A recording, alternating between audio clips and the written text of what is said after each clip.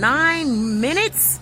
For 9 minutes, I can feel a man with his knee on my neck. It's not my neck, but it's his neck. But I can feel a man for 9 minutes with basically getting killed with his bare hands by another racist police officer. It was a hoax. It was a hoax. It was a hoax. Look at the badge. Look at the camera angles. Look at the people that was on the one side, the angle it was caught, and then the people on the other side in the angle that it was caught, and stuff like that. Those are tricks that the cameraman and the media use all the time. In any type of movie and things of that nature that you see, you'll see the camera tricks that you might not see from one angle. When they change the camera angle in a movie, you don't see the one angle, but then they'll flip the camera around and show you from a different angle. It's kind of like they move around the room. So what they did was they hoaxed his death. They got you guys riled up because it was 9 minutes with your knee on your neck. And then one thing that the people are saying, and I totally agree, whenever I was in a situation where I couldn't breathe, if I couldn't breathe, I couldn't talk.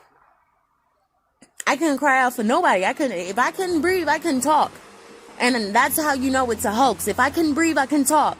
But what it stores something in the American minds of the black men and the black women who are easily swayed because they watch a lot of TV and they listen to a lot of the hypocrisy and the music, and they having all these spirits come out onto them, and they're not able to comprehend or differentiate between their right mindset that says, let me use common sense. So what do? We start a riot in Minnesota. We're going to go burn the police stations. We're going to set it off. We're setting it off in Minnesota. Minnesota is a deep Democratic state.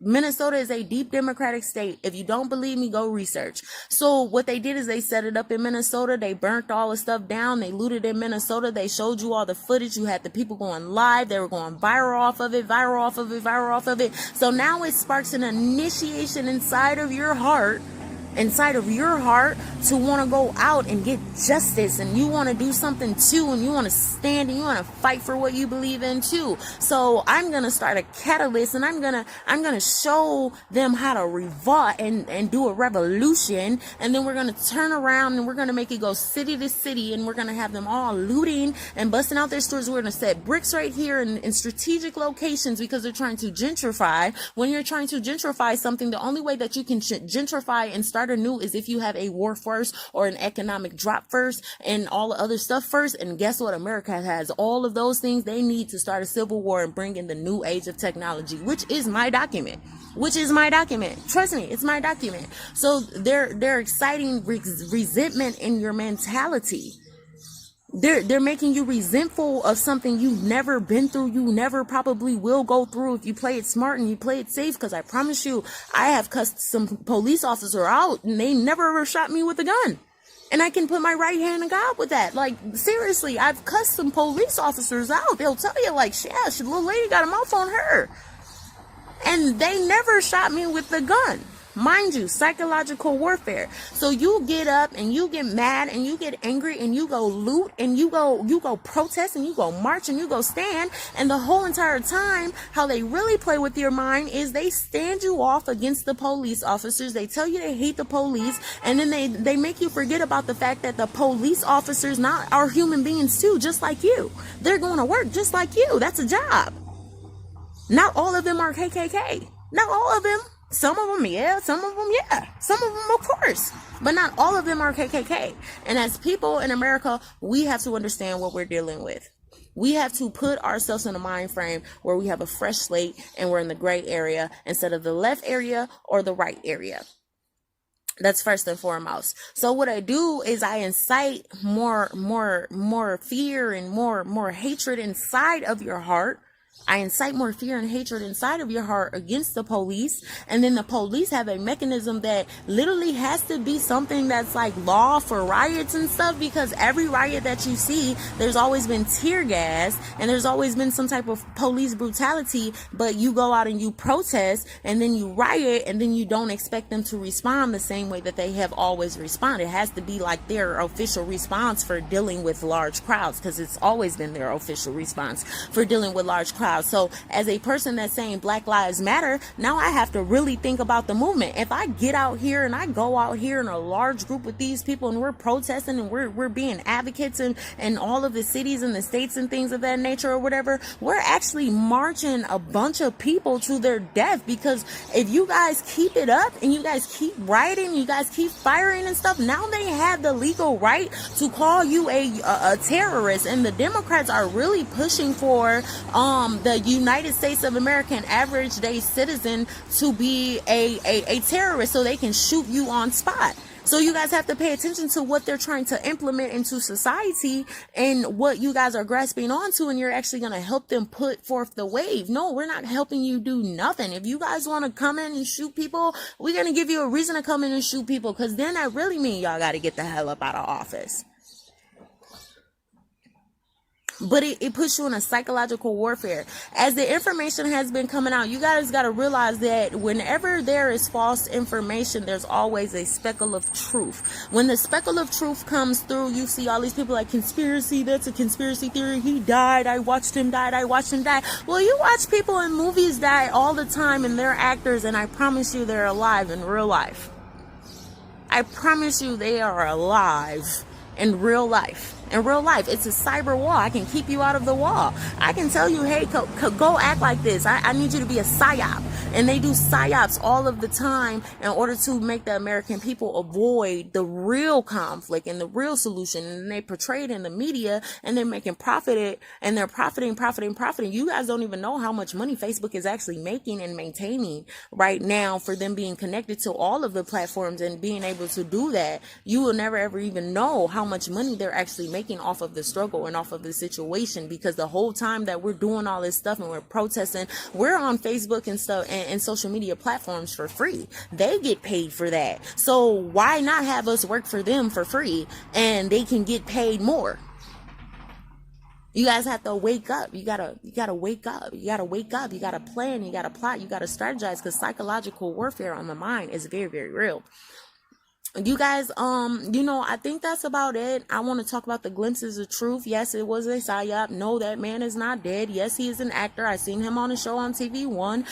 He also was a porn star, so that lets you know that he had to be into some type of acting and things of that nature. And then he also had a Masonic symbol upon his chest, so that also means that he is down with the other brown. He's not down with this brown. He's down with the other brown.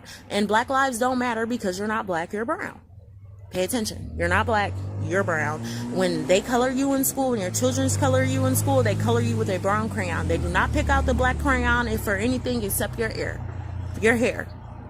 Literally, your hair. So, Black lives don't matter, brown lives matter. But you guys aren't ready for that conversation. Another way that I want to just keep you guys up and ahead of this struggle and stuff like that is wait for the fourth wave of the outbreak. Coronavirus, that was word of mouth advertisement through the internet. My idea, I seen it, correlation, straight up, straightforward, or whatever. Look at the coronavirus and look at the truths that are coming out about it. And then also look at the amount of cases that they're trying to give you in the media. They're giving you large amounts of cases when you guys know everybody's out in the streets protesting and rioting. No one's going to the fucking hospitals. No one is in the fucking hospital. Nobody's in the hospital getting tested for coronavirus, because everybody's worried about George Floyd and his death and Black Lives Mattering. So you guys have to pay attention to how they're manipulating the media. Go do your research on all of the companies like NBC, CNBC, see who they're owned by. See how long that they've been paying people to keep certain stories out of media, and how long they've been paying people to say what they want them to say, versus it being like they just go and they really do genuine journalism, like most of our YouTubers do that. So I shout out my YouTubers, because you guys do genuine journalism. But these people get paid. They literally get paid. Are getting paid to lie to you and me and I. They're getting paid to lie to us. They are.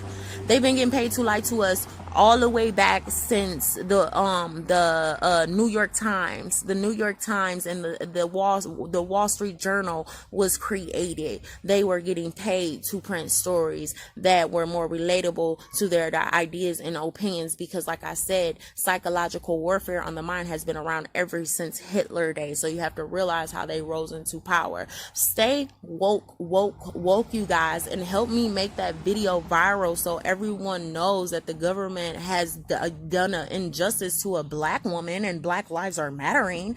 They have done an injustice to a black woman, and they have stolen my idea. And they actually owe a lot of people some money, because they're holding all of the World Bank secrets in their hand, and the World Bank secrets are mine. I'm the one who wrote out all of the equations about your investments versus your profits, and how to and also how to predict daily costs and daily year, and balance out even your first year of business. Like literally, like I'm a math whiz, petition genius, whatever you want to call it. I've handed them over all of this information in a document, and I haven't handed it over to them. I actually called the FBI. They told me they didn't want it. I was trying to tell them that y'all can have it. I don't want it.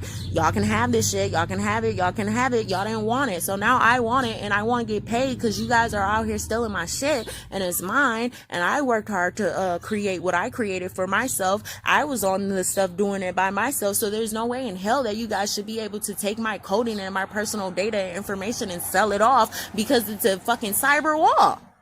Because I have the right to remain silent. Anything I say and do can be used against me in the court of law, and that was mine to have. And if I was a coder and a real hacker, besides being a genius mindset that I am, if I was a coder and a real hacker, then I really would have been able to take over the universe and take over the world. But now you guys got something that's mine, so I'm exposing you. Everybody that watches my channel, stay woke, because I'm going to keep exposing them until they give me what's mine. Period. And keep exposing them until they give me what's mine.